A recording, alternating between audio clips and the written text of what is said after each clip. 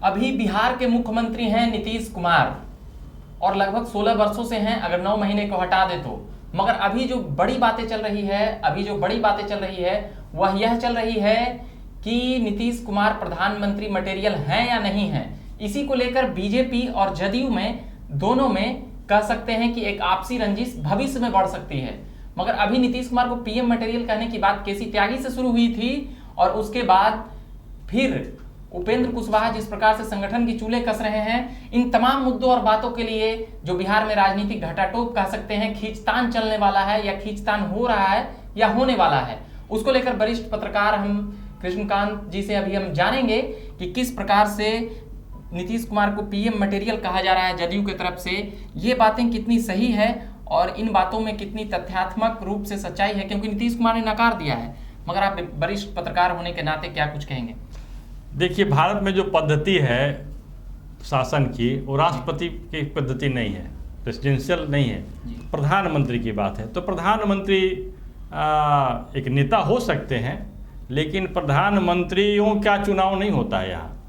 यहाँ पार्टियाँ लड़ती हैं, अपना एजेंडा सामने रखती हैं, अपनी नीति सामने रखती हैं और रखने के बाद में लोग चुने जाते हैं, सांसद चुने जाते हैं और वही सांसद क्या करते हैं, प्रधानमंत्री का चुनाव करते हैं। जो बहुमत से की जो पार्टी होती है, जो विजयी पार्टी होती है, उसी का नेता, जो उसी के सांसद मिल करके और प्रधानमंत्री का चुनाव करते हैं।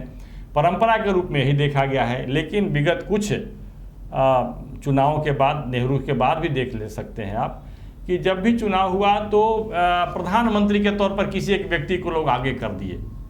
इंदिरा गांधी को कभी आगे करते थे, जवाहरलाल नेहरू तो उस समय जब चुनाव हुआ तो गांधी जी वगैरह सब लोगों ने बैठ करके, पहली बार तो चुनाव हुआ नहीं था, पहली बार तो संविधान सभा थी और लोगों ने चुन दिया कि भाई हमारी सरकार बनने जा रही है, प्रधानमंत्री के तौर पर नेहरू जी होंगे, गांधी जी वगैरह, एक बन गया, एक सर्वानुमति बन गई, चुनाव वगैरह कुछ नहीं हुआ। दूसरे साल के चुनाव से हुआ तो प्रधानमंत्री थे पंडित जवाहरलाल नेहरू जाते थे और प्रधानमंत्री के तौर पर प्रतिपक्ष के लोग भी किसी को आगे करते थे, लेकिन प्रतिपक्ष उस समय बिल्कुल शक्तिहीन थी, तो इस प्रकार की बातें नहीं हो पाई। फिर राजीव गांधी हुए, राजीव गांधी को प्रधानमंत्री के तौर पर सामने रख करके कांग्रेस सत्ता में आई इंदिरा गांधी के हत्या के बाद। फिर इसके बाद राजीव गांधी से अलग हट करके विश्वनाथ प्रताप सिंह आए और विश्वनाथ प्रताप सिंह को सब लोगों ने मिल करके, जितने प्रतिपक्ष के लोग थे, एक प्रधानमंत्री के विकल्प के तौर पर प्रस्तुत किया। तो एक जो आप देख सकते हैं कि भारत की राजनीति में इस प्रकार के बातें आई हैं कि प्रधानमंत्री के तौर पर किसी नेता को प्रस्तुत कर देना और फिर बाद में जब चुनाव में परिणाम आते हैं, अनुकूल परिणाम आते हैं, तो उस नेता को प्रधानमंत्री बना दिया जाना, कि मतलब उनके पक्ष में पूरे देश की जनसंख्या जो है, देश के जो मत हैं, उनका ज़्यादा बहुसंख्यक उनके पक्ष में है। इस प्रकार की बातें होती रही हैं। अभी के समय में जो बातें हो रही हैं, तो वो कौन सा व्यक्ति होता है जिसको लोग आगे करते हैं, वो उसी प्रकार के संगठन होते हैं, उस प्रकार का व्यक्ति होता है जो ऐसी पार्टी से हो जिसका सभी जगह पर संगठन हो, या कोई गठबंधन भी है तो गठबंधन का नेटवर्क पूरे भारत में हो। तो अभी के समय में आप देख ले सकते हैं कि नीतीश कुमार तो एनडीए में है, राष्ट्रीय जनतांत्रिक गठबंधन में है, तो एनडीए से अलग हट करके इनका चेहरा तो दिखाई नहीं पड़ रहा है। तो ऐसे में पीएम मटेरियल कहना, ये हो सकता है कि राजनीतिक सौदेबाजी के लिए कही जा रही हो बात, दबाव बना करके, दबाव में ला करके और कुछ लेन देन की बात हो सकती है। लेकिन ये बहुत लंबे समय तक, क्योंकि नीतीश कुमार को अभी जो महागठबंधन है या राष्ट्रीय जनतांत्रिक गठबंधन है, अब दूसरे वाला यूपीए के लोग जो हैं, इन लोगों ने अभी एनडीए को उनको छोड़ा तो नहीं है, अभी तक छोड़ करके चले जाते और वहाँ एक नेटवर्किंग होती, वहाँ एक गठबंधन बनता, उस गठबंधन के सर्वसम्मति से उनको नेता बना दिया जाता। तो ये कहा जा सकता है कि नीतीश कुमार के चाहने वाले उनको प्रधानमंत्री के तौर पर देखना चाह रहे हैं। और नीतीश कुमार एक बहुत सधे हुए पॉलिटिशियन है, इन्होंने नकार दिया है, स्वयं कुछ भी नहीं कहा, नहीं इस प्रकार के पत्रकारों के बीच में आकर के नकार दिया, क्योंकि वो जानते हैं कि हकीकत क्या है। हकीकत यह है कि अभी नीतीश कुमार की पार्टी का नेटवर्किंग, पार्टी का जो की क्षमता जो है बिल्कुल बिहार में सिमटी हुई है। बिहार में भी आप देख रहे हैं कि वो तीसरे नंबर की पार्टी है। सबसे बड़ी पार्टी राजद है, उसके बाद भाजपा है। राजद और भाजपा में बहुत अंतर नहीं है, और इनका तो बहुत इनकी छोटी पार्टी है। तो भाजपा की कृपा से मुख्यमंत्री हैं, तो ये हकीकत है। नीतीश अब जी- अपनी क्षमता को बढ़ाने के लिए, अपनी शक्ति को बढ़ाने के लिए नीतीश कुमार की पार्टी के लोग कुछ कर रहे हैं, तो ये एक बिल्कुल ऐसा कह सकते हैं कि एक क्षणिक स्टंटबाजी ये हो सकता है। एक अंधेरे में तीर मार दो या अंदाज पर चला दो, हो सकता है कि और सारे लोग मिल करके नीतीश कुमार की एक छवि बनाई जाए, जैसे कि पीएम मटेरियल कहना मतलब नीतीश कुमार की एक छवि का निर्माण करना, एक ऐसी छवि का निर्माण करना कि एक राष्ट्रीय नेता के तौर पर निर्माण करना। लेकिन अभी फिलहाल नीतीश कुमार की वैसी छवि नहीं है। नीतीश कुमार की पीएम मटेरियल की बातें सबसे पहले केसी त्यागी ने शुरू की थी, उसके बाद फिर उपेंद्र कुशवाहा जो अभी अभी आए हैं और उनको काफ़ी अहम संगठन में जिम्मेदारी दी गई है और जातीय राजनीति भी साधने की एक जुगाड़ लगाया गया है। उसके बाद फिर अभी यात्रा निकल रही है। उमेश कुशवाहा प्रदेश अध्यक्ष जो हैं जदयू के, वो भी निकाल रहे हैं और उपेंद्र कुशवाहा तो यात्रा पर हैं ही। तो ये संगठन की विस्तार और हर प्रदेश में भी कृष्णकांत जी देखेंगे कि हर प्रदेश में भी संगठन के विस्तार में जदयू लगी हुई है। तो इसका साफ इशारा है कि हम बीजेपी से अलग होकर के कुछ रणनीति नीतीश कुमार के दिमाग में चल रहा है, क्योंकि मुख्यमंत्री के बाद कोई ऐसा पद बच नहीं देखिए, जाता। राजनीति में कई प्रकार की संभावनाएं होती हैं, जी। इसे नकारा नहीं जा सकता। क्योंकि नीतीश कुमार बहुत लंबे समय तक मुख्यमंत्री रह गए और मुख्यमंत्री के बाद प्रधानमंत्री बने या कुछ बड़ा उनका दायित्व हो, तो इस प्रकार की बातें जो हो रही हैं यह नीतीश कुमार के सहमति में नहीं है, ऐसा नहीं कहा जा सकता। नीतीश कुमार की मौन सहमति है। जो भी राजनीतिज्ञ होते हैं वो समझते हैं, भाजपा के लोग भी समझ ही रहे होंगे कि इनके मौन सहमति है कि हमारे चेहरे को हमारा ब्रांडिंग हो, मतलब प्रधानमंत्री नरेंद्र मोदी के विकल्प के तौर पर उनकी ब्रांडिंग हो। और इसी तरह से आप देख सकते हैं, तो इसी तरह से इस प्रकार का जो नैरेटिव जो गढ़ा जा रहा है कि पीएम मटेरियल जो शब्द है, अब एक शब्द है जार्गन लाया गया, एक शब्द लाया गया, अब शब्द को उस रूप से गढ़ देना, तो पीएम मटेरियल कहते ये नरेंद्र मोदी के विकल्प हो सकते हैं। जब विकल्प हो सकते हैं तो इनके नेतृत्व में, इनके छत्र छाया में कांग्रेस जैसी बड़ी पार्टी, राजद, सपा, बंगाल के जो ममता बनर्जी की तृणमूल कांग्रेस, सब लोग आ जाएं और ये एक अच्छे विकल्प हैं, इनका चेहरा अच्छा है, मान ले तो ऐसा मान लें तो। और इसके साथ साथ है क्या कि धीरे धीरे करके अपना हर एक प्रांत में एक नेटवर्क बनाया जाना, सांगठनिक ढांचा तैयार करना। लेकिन एक बात आप जान लिए ठोस तौर पर है कि सांगठनिक ढांचा कोई 1-2 दिन में तैयार नहीं हो सकता है। इसके लिए एक लंबे समय की प्रक्रिया है, लंबे कालखंड तक आपको प्रयास करना पड़ेगा। सतत प्रयास के बाद सांगठनिक नेटवर्क होता है, चाहे वो भाजपा का हो चाहे कांग्रेस का हो। तो ये लगातार चाहे राजद का ही हो, राजद का लंबे समय तक काम चला तो यहाँ पर उनका एक नेटवर्क है, एक संगठन है।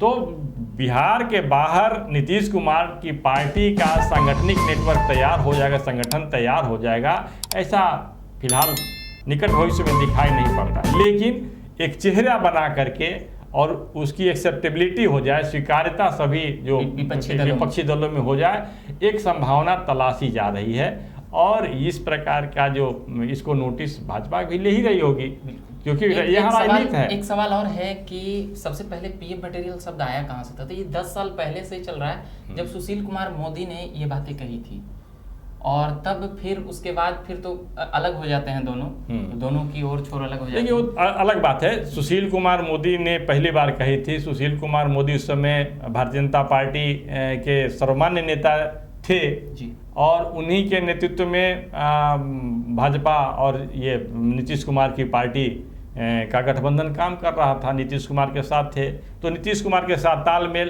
तो हो सकता है कि नीतीश कुमार की ऐसी इच्छा हो कि हमें पीएम मटेरियल के तौर पर कहें, क्योंकि उस समय नरेंद्र मोदी का विरोध हो रहा था। भाजपा के अंदर में बहुत सारे लोग थे जो कि नरेंद्र मोदी का विरोध करना चाह रहे थे। स्वयं लाल कृष्ण आडवाणी रथ यात्रा शुरू करके, जब पहले वो वहाँ से रथ यात्रा सोमनाथ से रथ यात्रा शुरू करते थे, तो जयप्रकाश नारायण की जो जन्म स्थान है सिताब देरा, यहाँ से उन्होंने शुरू किए थे। और उसमें नीतीश कुमार का बहुत बड़ा सहयोग था, उसमें मुख्यमंत्री थे। तो ये एक राजनीतिक जो ये राजनीति जो कर रहे हैं उनकी इच्छा होती है, राजनीति कोई पुण्य का काम नहीं है। इनका होता है भाई कि हम काम करते करते करते हमारी सत्ता हो, हम शासन में आए, सत्ता तक पहुंचने का करते हैं। तो जब ये होता है, जब आकांक्षा इस प्रकार की इच्छा होती, इच्छा प्रबल हो जाती है, तो उसमें जो समाज के प्रति, राष्ट्र के प्रति जो दायित्व होता है वो थोड़ा गौण होने लगता है। और उसमें जो यही कारण है कि राजनीति में कई प्रकार के षड्यंत्र होने लगते हैं। उसमें अब धन बल का भी प्रयोग होने लगता है, धन बल का बहुत बड़ा प्रयोग होता है। और आप देखेंगे कि धीरे धीरे करते करते जब व्यक्ति एक बार सत्ता में आता है तो सत्ता में हम हमेशा बने ही रहें इसका प्रयास करता है, क्योंकि हमारे यहाँ कोई सीमा नहीं है। एक बार मुख्यमंत्री बन गया तो अनंत बार तक मुख्यमंत्री बनते रहेगा, एक बार कोई प्रधानमंत्री बन गया तो कई बार 10 बार, 5 बार, 20 बार, उसकी कोई सीमा नहीं है, कोई तय सीमा अब नहीं। तय सीमा नहीं है। तो देश में, प्रदेश में, पूरे देश में एक आंदोलन चलना चाहिए कि आप प्रधानमंत्री बन जाते हैं तो एक बार या 2 बार से ज़्यादा आपको प्रधानमंत्री नहीं बनना चाहिए। ऐसा कुछ होना चाहिए, ऐसा होना चाहिए। ये तभी जाकर के भारत का लोकतंत्र मजबूत होगा और भारत बच पाएगा। नहीं तो यहाँ जी हाँ, नहीं तो यहाँ भारत राजनीति के लिए अब जिस प्रकार की तुष्टीकरण की नीति थी कि किसी को तुष्ट कर दो, गलत भी कह रहा है तुष्ट कर दो, भारत विरोधी भी है तो तुष्ट कर दो ताकि हम सत्ता में बन रहे हैं, और जिस प्रकार से धन बल का प्रयोग किया जा रहा है, शुरू होने लगा, तो ये सारे रोकने के लिए आपको लगाना पड़ेगा कि एक नियम में स्वयं को, जैसे संविधान है ना, संविधान में परिवर्तन करके कि भाई 1 बार या 2 बार से ज़्यादा आप कोई प्रधानमंत्री नहीं बन सकता है, विकल्प इस प्रकार का हो।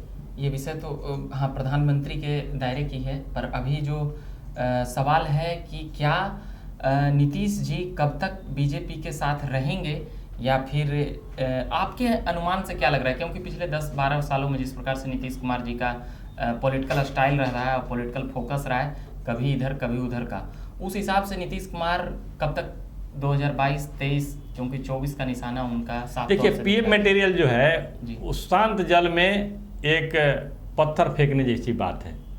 यदि तरंग उठते हैं और तरंग अनुकूल होते हैं तो नीतीश कुमार जी के रवैया, नीतीश कुमार जी के योजना बदलते रहेंगे।